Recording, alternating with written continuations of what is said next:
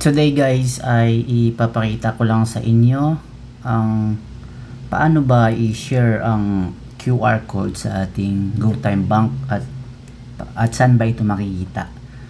So sana makatulong ito dun sa nag-ask ng question kung saan makikita ang QR code, QR PH or QR code ng GoTime Bank natin. So open lang natin itong GoTime Bank apps natin. Login lang natin. So login. And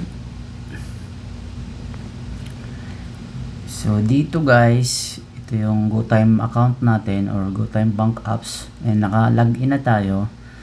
Punta lang tayo sa deposit. Mabilis lang to. Deposit and then receive via QR code. And yung QR code natin, and then share, i-share nyo lang, pindutin lang share, and then i-send nyo na lang kung saan nyo i-share yung inyong QR code. Meron din dito sa may